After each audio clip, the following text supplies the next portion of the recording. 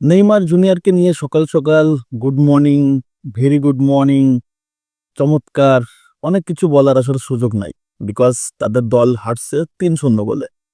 হ্যাঁ, মিরাসেলের এগনেস্টে Neymar junior এবং Santos হারছে ৩-০ গোলে। এই ম্যাচটাতে নেইমার জুনিয়র গোলও করতে পারে নাই, অ্যাসিস্টও করতে পারে নাই। তাদের দল ৩-০ গোলে হারছে।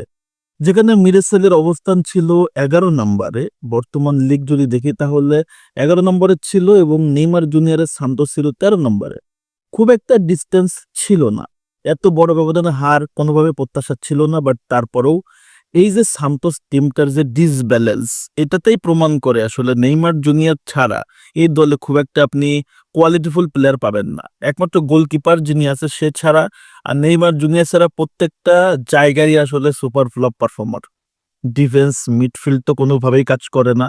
নেইমার জুনিয়র যেভাবে চান্স ক্রিয়েট করে সেই বলগুলোকে গোলে পরিণত করার মতো কোনো এই এক্সট্রাঅর্ডিনারি প্লেয়ার নাই, যার কারণে সান্তোস খুব একটা আসলে আগাইতে পারতেছে না। দেখেন, মিরেসেলে যে খেলাটা খেলছে তারা একক ডমিনেট করছে এটা বলার সুযোগ নাই। যতটুকু নেইমার জুনিয়র খেলছে, তার দল খেলছে, তবে ভুলের জন্য আসলে গোলগুলো তারা হজম করে ফেলছে। লাস্ট ম্যাচটা যখন জিতলো ফ্লামেঙ্গোর সাথে, ফ্লামেঙ্গোর এত চমৎকার একটা ব্যালেন্স টিম, এত তো আক্রমণ, মিডফিল্ড, ডিফেন্স, চমৎকার গোছানো টিমের এগনেস্টে নেইমারের গোলে তারা কিন্তু জিতলো। পরবর্তী ম্যাচেই তারা হেরে বসলো ৩-০ গোল, এবং সেটা আপনার মিরেসেলের এগনেস্টে। খুবই আসলে হতাশাজনক।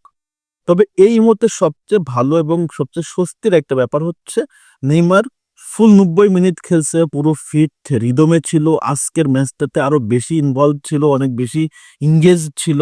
তাকে অনেকবার ফাউলও করছে, বাট নেইমার জুনিয়র শেষ পর্যন্ত ফিট হয়ে মাঠ ছাড়ছে। এটাই হচ্ছে অ্যাজ এ নেইমার ফ্যান হিসেবে সবচেয়ে বড় স্বস্তি এবং সবচেয়ে আনন্দের। বিকজ আমরা আসলে সান্তোসের টিম সম্পর্কে আমাদের ধারণা আছে যে এই টিমটা আসলে কেমন, এই টিমের ব্যালেন্স কতটুকু, এই টিমটা আসলে জিততে পারে কিনা, আমরা সবকিছুই জানি। জেনে বুঝেই কিন্তু আসলে আমরা খেলা দেখতে নামি শুধু নেইমার জুনিয়রের জন্য, যে নেইমার গোল করবে বা অ্যাসিস্ট করবে।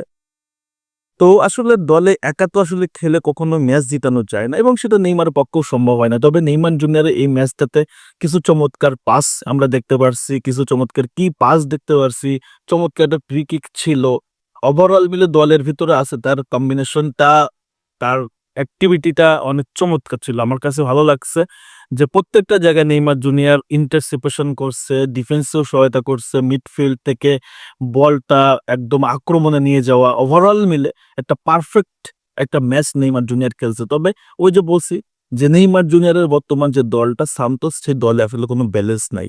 যে নেইমার জুনিয়র যে কিছু ক্রিয়েট করে একজনকে দিয়ে গোল করাবে বা কারোর কাছ থেকে ভালো চমৎকার অ্যাসিস্ট পাবে, এই সুযোগটুকু আসলে নেইমার জুনিয়র পায় না। যার কারণে সান্তোস কখনো কখনো ম্যাচ জিতে, কখনো কখনো আসলে ড্র করে, বাট ম্যাক্সিমাম টাইম কিন্তু ম্যাচটা হারে। তো এই ম্যাচে নেইমার জুনিয়রের আসলে আপাতত কিছু করারই ছিল না, একা কোনো কিছুই করা যায় না এবং সেটা হয়ও নাই। যার কারণে সান্তোস কিন্তু ম্যাচটা ৩-০ বলে একটা বড় ব্লেন্ডার করছে। তো যাই হোক, এটা নিয়ে আসলে হতাশ হওয়ার কিছু নাই। বসের গোল নেই, অ্যাসিস্ট নাই, এটা নিয়ে হতাশ হওয়ার কিছু নাই। এটাতে সবচেয়ে বড় স্বস্তি এটা রাখতে পারেন যে নেইমার জুনিয়র পুরো ৯০ মিনিট খুব সুন্দরভাবে খেলছে, খুব স্বাচ্ছন্দ্য নিয়ে খেলছে, অনেক বেশি পরিমাণ ইংগেজ ছিল ম্যাচটাতে, অনেক বেশি পরিমাণ বলে কি পাস করছে, পাসগুলো করছে, কিছু সময় ড্রিবলিং করছে। এই জিনিসগুলো কিন্তু আমাদের অনেক বেশি পরিমাণ আসলে খুশি করে। তো এই জিনিসগুলো ম্যাচে ছিল। তাছাড়া সান্তোসের পক্ষে কথা বলার মতো আসলে কিছুই নাই। তো আমাদের কাছে একটাই আসলে প্রার্থনা, নেইমার জুনিয়র রেগুলারলি এভাবে খেলে যাক, পুরো ৯০ মিনিট খেলুক। যত বেশি মাঠে থাকবে তত বেশি কিন্তু আমার কাছে মনে হয় যে নেইমার জুনিয়র আসলে ফিট থাকবে, এবং তত বেশি আসলে তার ফিটনেসটাও আসলে ঠিক থাকবে, যদি অতিরিক্ত ফাউল না হয়। ফাউলের শিকার তো হয়ই। তো সান্তোস ৩-০ গোল হারছে। নেইমার জুনিয়রের পারফরমেন্সটা ছিল 7.4 রেটিং, দুর্দান্ত। এই ম্যাচ নিয়ে আসলে আপনাদের মতামতটা কি? সবচেয়ে বেশি মতামত দিবেন নেইমার জুনিয়র যে ফিট হয়ে মাঠ ছাড়ছে, এটাতে আপনার আসলে মতামতটা কি? অবশ্যই কমেন্টস করবেন। ধন্যবাদ সবাইকে।